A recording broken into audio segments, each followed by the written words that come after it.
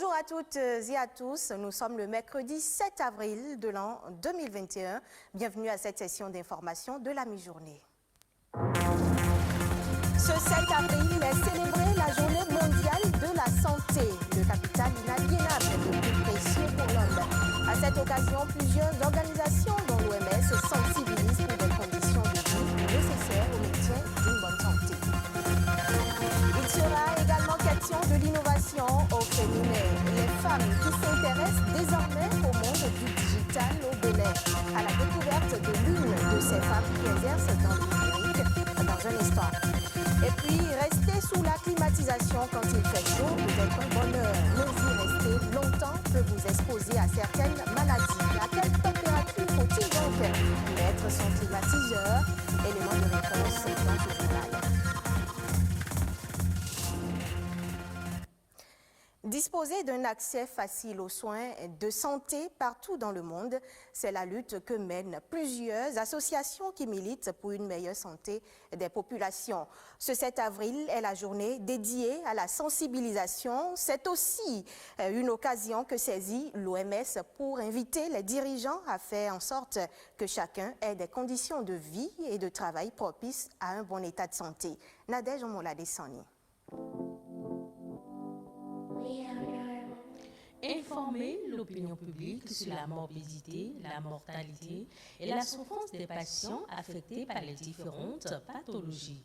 C'est la mission que s'est assignée environ une centaine d'associations qui militent pour une meilleure santé des populations dans le monde. À travers des sensibilisations menées à l'occasion de la journée dédiée à la santé, elles entendent amener les gouvernants à prendre plus au sérieux les problèmes de santé auxquels font face les populations, surtout dans les pays en voie de développement, où les conditions de vie nécessaires au maintien d'une bonne santé sont quasiment absentes. Les infrastructures sont déficientes, l'accès aux médicaments parfois difficile, sans parler des trafics de faux médicaments ou des médicaments frelatés. Même dans les pays dits développés, l'accès égal aux services de santé n'est pas non plus de mise. Si une majorité des citoyens de ces pays bénéficient d'infrastructures de santé performantes et accessibles, d'autres sont obligés de renoncer à certains soins, faute de moyens pour payer la mutuelle qui prendra en charge leurs dépenses. Une étude de l'Organisation mondiale de la santé révèle que les maladies non transmissibles représentent 7 des 10 principales causes de décès dans le monde, derrière les maladies cardiovasculaires, principales causes de décès au niveau mondial ces 20 dernières années. Cette année, l'Organisation mondiale de la santé invite la communauté internationale à participer à la nouvelle campagne pour un monde plus juste et en meilleure santé. D'après l'OMS, la pandémie du coronavirus a permis de démontrer que l'accès aux services de santé dépend des conditions dans lesquelles certaines personnes naissent, grandissent, vivent, travaillent et vieillissent. L'institution estime que ce sont des inégalités évitables, raison pour laquelle elle lance un appel aux dirigeants à faire en sorte que chacun ait des conditions de vie et de travail propices à un bon état de santé. L'OMS est résolue à faire en sorte que chacun, partout dans le monde, puisse, comme il en a le droit, jouir d'une bonne santé.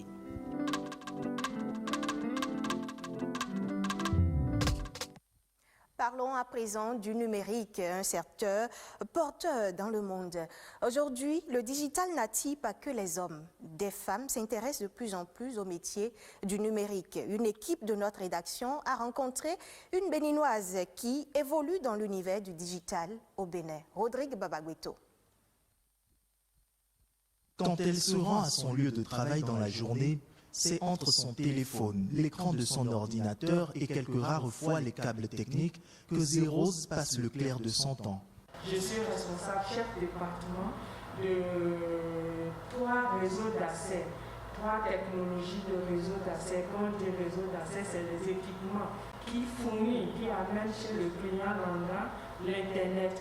Et les marqués, qu'est-ce que je fais? On va m'envoyer des points selon les séquences d'heures. je jette le regard là-dessus, je vois les anomalies, j'apporte mes analyses là-dessus, je donne des instructions. Alors, quand je prends ces requêtes, je l'envoie. Après toute analyse, je l'envoie à qui doit traiter et je fais le suivi. J'attends un compte rendu par rapport à tout ça. Un peu ce que vous avez constaté, que d'ici, j'ai pu gérer une situation à Parakou tout en donnant des instructions de prise en main. Pour en arriver à ce stade, des sacrifices, Zéros a dû en faire avec comme seul guide sa passion. C'est pas vraiment rose du début jusqu'à la fin, mais il faut tenir. Il faut tenir. J'ai fait toutes les couches dans ce métier. J'ai été agent, adjoint, et pour toutes les couches. Donc, à chaque étape, à cette difficulté, mais quand tu tiens là-dedans, quand tu fais tes preuves, quand un obstacle se présente devant toi parce que tu es femme ou parce que le regard ou l'appréciation ou l'approche de l'environnement s'impose à toi, il te revient de t'adapter et de prendre de la hauteur par rapport à ça. Mais si tu te recroquevilles dans ta peau de femme, mais le système va t'avaler. À l'époque, c'était vraiment perçu comme un métier, non? Parce qu'on ne voyait pas derrière la réalité de la chose. On pensait que c'était une question de force physique et autres. Là, on dit, mais est-ce que tu peux tenir? Est-ce que tu as ce qu'il faut, les muscles qu'il faut pour tenir? L'ambition est de plus en plus grande aujourd'hui et cette femme, empreinte dans le digital, donne envie non seulement à ses collaborateurs, mais aussi aux jeunes femmes de la nouvelle génération. Quand je vais avoir travaillé et quand je vois le secteur que j'adore, je pense que c'est l'occasion pour moi de demander à toutes les femmes qu'il n'y a rien de compliqué. L'essentiel, c'est de se donner et de se cultiver. C'est un secteur qui impose la mise à jour. Il faut s'améliorer dans ce domaine et devenir des élites, comme les exemples que nous avons de notre ministre au Mali, et comme plusieurs d'autres hommes dans le secteur aujourd'hui. Si depuis les années 70 où le digital a vu le jour, les hommes ont été nombreux à s'engouffrer, aujourd'hui, les femmes sont de plus en plus amenées à oser, innover et entreprendre dans le domaine, faisant du digital un monde de plus en plus inclusif. Je l'annonçais à l'entame de ce journal, un climatiseur au bureau ou à la maison est utile en période de chaleur. Mais pour garder son organisme sain et avoir un matériel avec des performances optimales, de bons comportements sont indispensables.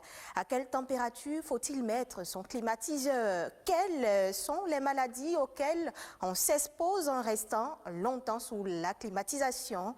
Un spécialiste en froid et climatisation nous apporte quelques réponses. Il est au micro de César Atchadé et Ulvaeus Balogun.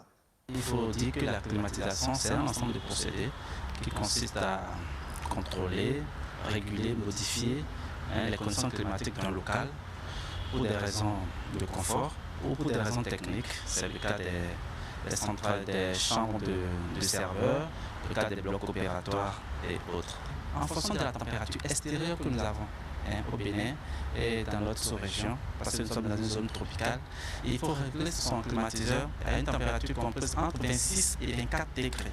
Généralement, le climatiseur même est conçu pour fonctionner 8 heures de temps d'affilée, mais vous pouvez rester beaucoup plus longtemps si vous réglez votre climatiseur à 28 degrés. Voilà que la température extérieure est déjà de 30. L'organisme, le corps humain est autour de 36. Vous allez rester longtemps, ça vous dira pratiquement rien. Parce que l'écart de température entre l'extérieur et le local est tellement réduit que l'organisme arrive à gérer facilement cette petite fourchette-là. Mais c'est quand les écarts sont beaucoup trop grands que cela crée des problèmes de santé. Entre autres, les maux de gorge, le mal de tête, le nez qui coule parfois pour certaines personnes. Vous allez voir que votre peau est desséchée. Vous n'allez pas avoir le confort. Autre chose, il ne faut pas allumer son climatiseur et laisser les portes et les fenêtres ouvertes. Ça ne servira à rien. Les déperditions iront tout de suite vers l'extérieur et en fonction du local dans lequel vous êtes, vous allez voir que la température n'est toujours pas atteinte et le compresseur va fonctionner plus longtemps. Et maintenant, lorsqu'il y a personne dans les locaux sont vides, il faut arrêter les climatiseurs. Vous savez, et tous ces trois éléments combinés vous font baisser considérablement la consommation d'énergie et du coup, vous allez avoir le confort qu'il faut et à un prix juste. Vous n'allez pas avoir des factures qui vont souvent exagérer à la fin du mois. À l'international, Madame, Monsieur, le magazine Vanity Fair l'a décrite comme la voix libre de Bamako. La rappeuse malienne Amir Yereolo se lève contre le patriarcat et le conservatisme et entend faire tomber quelques clichés sur le rap. Son portrait avec nos confrères de France 24.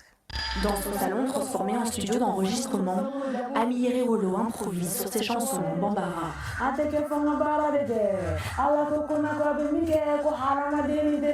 Des mélodies inspirées de musique traditionnelle malienne, transposées au hip-hop. À 29 ans, la première rappeuse professionnelle du pays résume son parcours dans Aïe, son troisième album.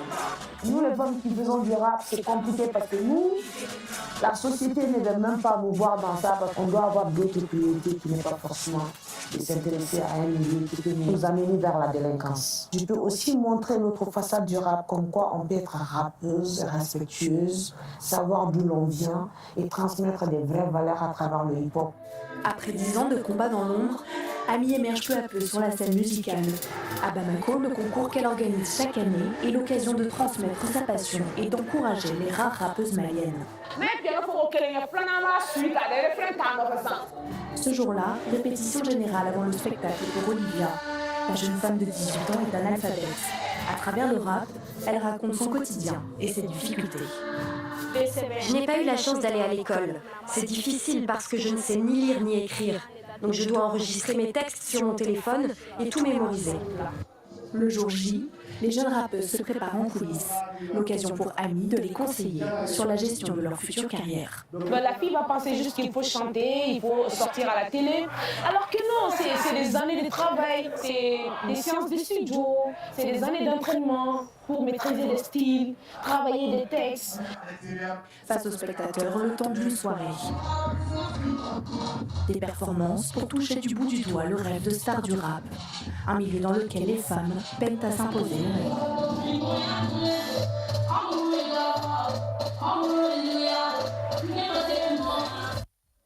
Nous sommes déjà hors de nos frontières, on y reste. Quelques autres informations en interactualité, c'est avec Patrick Adjaboudjou.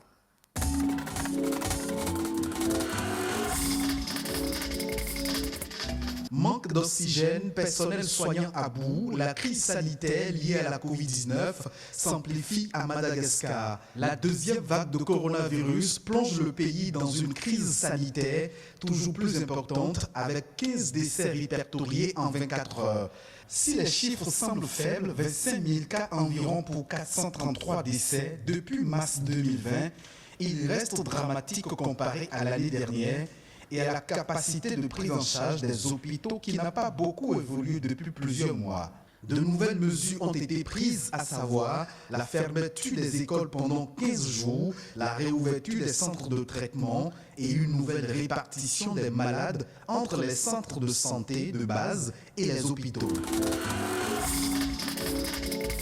La France démarre ce mercredi la production de vaccins contre la Covid-19 chez le sous-traitant français Delpham.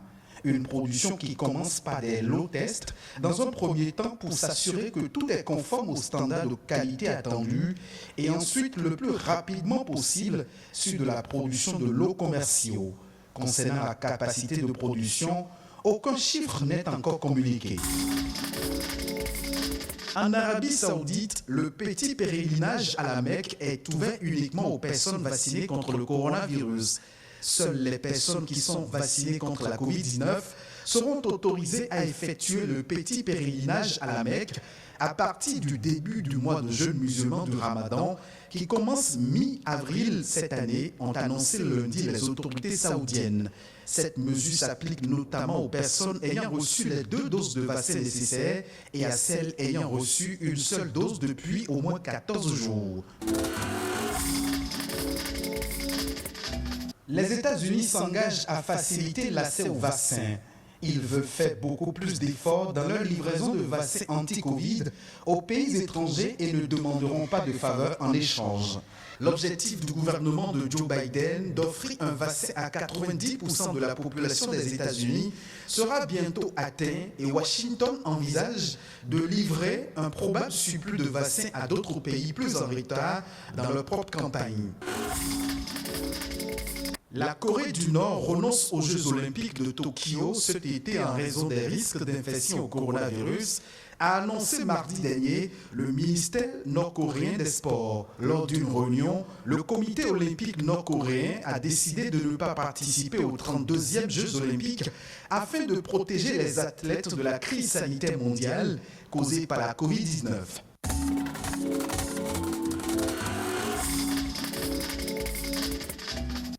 C'est la fin de ce journal. La revoit sur les différents canaux digitaux de l'ORTB. D'ici à ce soir, portez-vous bien.